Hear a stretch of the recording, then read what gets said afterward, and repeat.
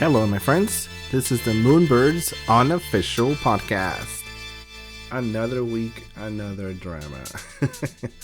The great dilemma of 2022 would be CC0, copyright without attribution. A week back, Kevin did the very fast-moving change in policy that Moonbirds art would be CC0 moving forward. This is only the art, not the trademark. There's going to be a DAO that will handle the trademark and what projects could use the name of Moonbirds. But for those who are interested in the art, they can use any Moonbird freely and make any derivative project that they want. This had the community split right down the middle. The main complaints were that, number one, the change was introduced too fast and without warning. This led to some holders who had licensing deals in progress to just lose out on six-figure checks. I'm looking at you, Lakoz. That's not cool.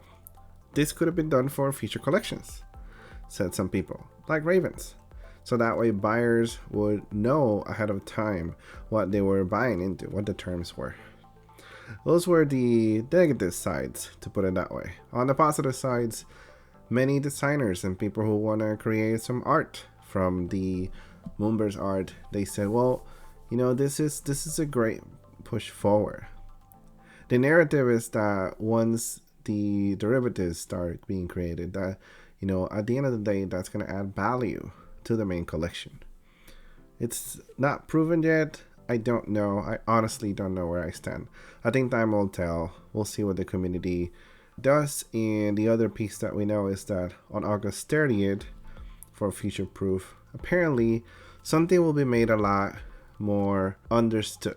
Something will be a bit clearer on why this decision was made. So we'll have to wait. On that topic of future proof, this week we had a very, very cool audio only preview of future proof. Now, it was loaded with a lot of stuff. If you haven't checked out the recording on Discord, for those who are holders, please do. And if you don't have access to that, check out the thread by Benny for more details. Here's a little bit of a recap. Highrise. My own explanation of what Highrise will look like, it's like this. Close your eyes. Imagine a fancy, futuristic, enhanced reality, time-shared, and co-op art gallery concept in the middle of Wall Street. Yeah, that's what I see. It's a place where you own a little bit of the floor space or wall space, however you want to put it, where you can showcase your collections, a place where you can see other collections, and where the creators are always online. So imagine you walk into a piece of art and you can see interviews or audio clips or videos of the creator of that art, them kind of explaining what they were going for, right? How many times we walked into a gallery and wished to know what were they thinking? This is a way for us to be able to get that, right? You have more information, you have an enhanced experience with the art that you're looking at. But also, because like I said, it's in the middle of Wall Street, there's a bunch of quants, which are, just butlers walking around with all the data that you want to have. That way you can hang out with them and they can go and do a deep dive of that specific piece of art or that specific creator. That's how I see it. Plus, there's a microbrewery in the back, and there's great music and ambience at Highrise. So, if I had to say what my visual explanation of it is, or what I wish it will be, that's what that would be. The DAO. Well, just like any other DAO, with great DAO comes a great token. Do we? Is it? Well, I don't know. But it seems like we're headed that way because we're going to have proposals and there's going to be ways where, funding is going to be provided for projects and collabs that the DAO is going to, take a vote on. So we're excited for that. What I read from the summary is deploying capital to community endeavors is great. But if you're not helping with team resources and project management, then it's not going to work out. We want to hire people so these projects can get the support and we can help them get launched. So really, I think that is going to be the fuel on projects that have, a little bit of fire. So I'm excited for that. Excited to be part of that and see what we all build together. Moonbirds. What's the goal of Moonbirds? Well, quote says, what we're trying to accomplish is to be a big part of culture and have mainstream awareness and adoption. So in other words, this is the brand. This is what people are going to identify and recognize, just like Bored Apes, right? So how do we push that brand forward? Part of it is Ravens, which got leaked a while back, right? So like, what are Ravens? Well, the talk of it was that these are expansions, but given the change in the NFT landscape, where a lot of the up and coming collections have been free mints, well, one of the things that Kevin said is that they're not charging for it. Now, does it mean that it's going to be tied to your Moonbird or tied to oddities or what? I don't know. But their goal is to not flood the market, not dilute the market with more NFTs right now, but really take a deep thought on how they fit into the lore and the narrative of Moonbirds. Oddities. When I hear that there's a decision that we'll need to make with our oddities, I think Ape Serum, right? I believe there's an event coming. It's going to be a serum-like event where we're going to have to make a decision. Why do I say that is, well, there was a quote that said, we see there's a community around oddities, but there will be a direct tie-in with Moonbirds expansion. As a holder, you will have a decision that you will have to make. So does that mean, can I burn my oddity and get a Raven? Can I, I don't know. But Kevin has mentioned this a few times before on some of the Proof podcasts. The idea of having serum and using that mechanic for expanding the community. So we'll see what happens. Nesting.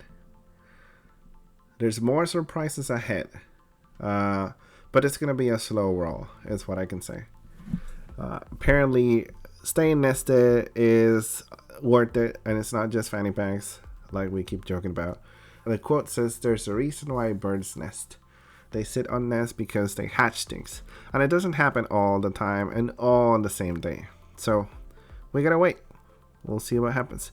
There was a very interesting tweet about oddities. There was an image that showed sort of an underground set of tunnels or things that were buried underground. So what does it mean? What kind of gold mines are we going to hit with oddities? I don't know. I'm really curious. Data.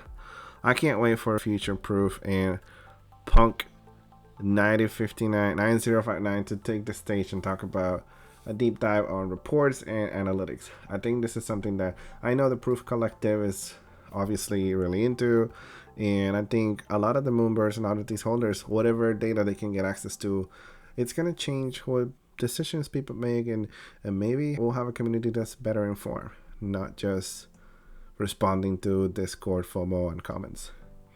There's a couple of events coming up. Check that out on Benny's thread, but there's one coming on August 30th in California. There's one on September 13th in San Francisco for Proof Collective. And there is a Europe meetups that should be announced soon, in addition to Miami Art Basel in December, as we talked about. The last thing that happened is this is the weekend for GRAILS 2. If you don't know what GRAILS is, it's the project from Proof Collective where basically we use a mechanism to showcase new artists or some really well-known artists. But it's all a lottery. If you have a Proof Collective pass, or if you minted, or if you bought a pass for minting GRAILS 2 on the secondary market, you have access to mint one piece of art. Now there's 25 artists with 25 issues of each one of those pieces. So that's 625 pieces of art. As of recording, about a third of that has already been minted. There's a few of the artists that people think they were able to identify who they are. And once the conspiracy theorists said they revealed, again, allegedly, some of those have incredible pieces already, and those pieces are going for 10, 12 or more ETH. So for those of you who are in it to flip, this is probably an easy 3x. If you're in it for the art, this is going to be a great start for your collection or an addition to your collection. Me personally, I really like GRAILS 5 and 17. It's just stunning, and the art it's the one that appeals to me the most, is what I will say. So good luck to those minting. There's no Tyler Hubs, we said that before, but there's probably something there really valuable, and for you who are able to mint it, I hope that you hold it for a very, very long time. Bye, Burbs. We'll talk to you next week.